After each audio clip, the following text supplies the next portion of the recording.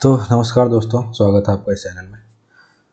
आज के वीडियो में हम देखेंगे जो शिवाजी महाराज थे, छत्रपति शिवाजी महाराज। तो हम इस वीडियो में देखेंगे कि जो मोस्टली इनका जो अष्टप्रधान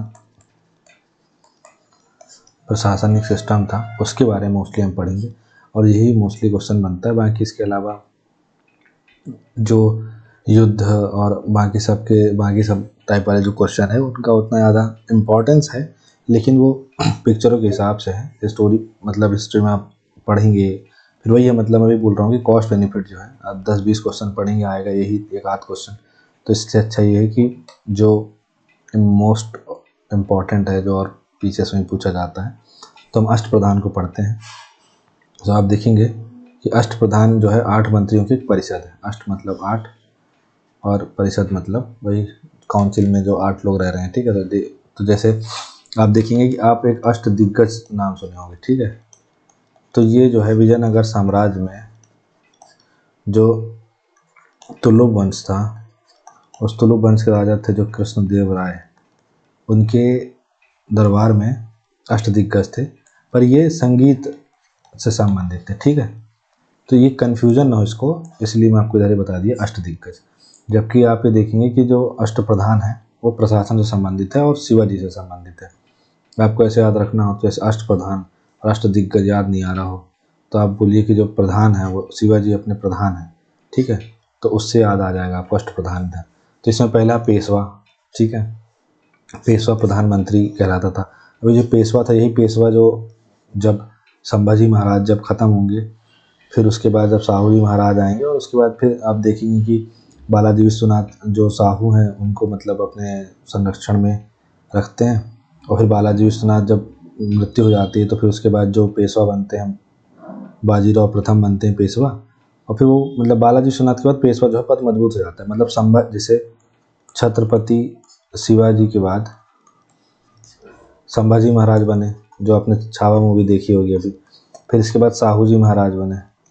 साहू जी महाराज के बाद फिर जो छत्रपति हुआ है ना, मतलब संभाजी के बाद जो छत्रपति पद है वो कमज़ोर हो गया और उसके बाद जो पेशवा पद था वो डोमिनेंट हो गया।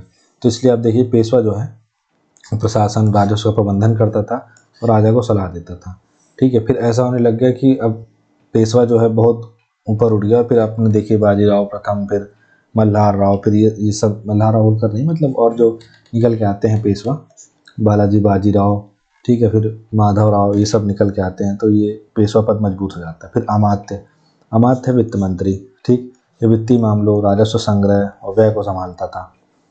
इसके अलावा आप सचिव पद था जो शाही पत्राचार और आधिकारिक अभिलेखों का प्रबंधन करता था।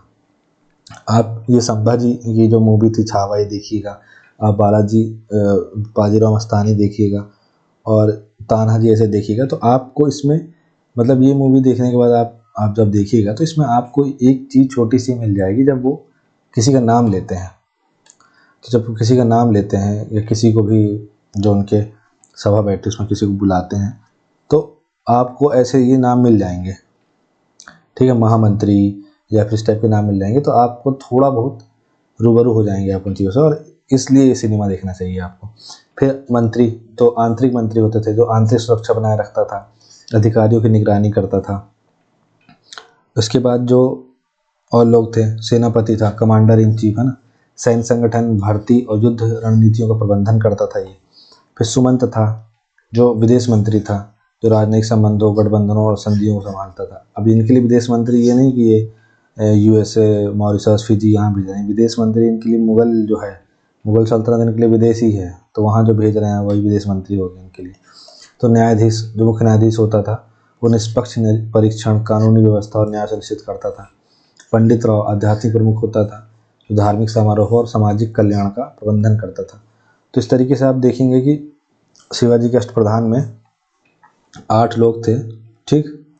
अब आपको 8 के नाम याद रखने हैं मोटा मोटी। अब देखिए एक व्यक्ति होगा, जैसे पेशवा हो गया प्रधान, फिर आप देखिए एक वित्त संभालेगा, फिर एक न्याय संभालेगा, फिर एक विदेश संभालेगा, ठीक है। उसके बाद एक आंतरिक मैटर संभालेगा तो मंत्री हो गया, विदेश वाला सुमंत हो गया, ठीक। 1 2 3 4 5 ये हो गया। इसके बाद एक व्यक्ति ऐसा होगा जो पंडिताई करेगा, तो पंडित जी भी होंगे, तो 6 तो ये हो गए। ठीक है, इसके बाद और क्या क्या काम होते हैं। ठीक है, इसके बाद जो पत्राचार वाला काम हो गया, ठीक, और एक और ऐसे कुछ काम होगा। तो आप देखिए ऐसे इस तरीके से बांट दीजिए और आपको आसानी से याद हो जाएंगी चीज़ें। तो एक बार और देख लेते हैं हम कि पेशवा जो है प्रधानमंत्री हो गया, वो प्रशासन राजस्व का प्रबंधन कर रहा है और राजा को सलाह दे रहा है। फिर अमात्य है, वो वित्तीय मामलों, राजस्व संग्रह और व्यय को संभालता है। अमात्य आपको उधर ही मिलेगा जब जब हम वो पढ़ते हैं, सप्तांग सिद्धांत पढ़ते हैं, तो सप्तांग सिद्धांत में राजा, अमात्य, मित्र, दुर्ग, कोष, तो उसमें अमात्य आता है जिसमें मंत्री वगैरह शामिल है। फिर सचिव जो शाही पत्राचार और आधिकारिक अभिलेखों का प्रबंधन कर रहा है। फिर मंत्री तो आंतरिक मंत्री जिसमें आप आंतरिक सुरक्षा, जो आंतरिक सुरक्षा बनाए रखता है। ठीक है, तो पेशवा, अमात्य, सचिव, मंत्री, फिर सेनापति, सुमंत, विदेश मंत्री, न्यायाधीश, मुख्य न्यायाधीश, पंडित राव, आध्यात्मिक प्रमुख। तो ये चीज़ें आप याद रखिएगा। ठीक है, तो समाप्त करते हैं इस वीडियो को और thank you so much for watching this video. Have a nice day.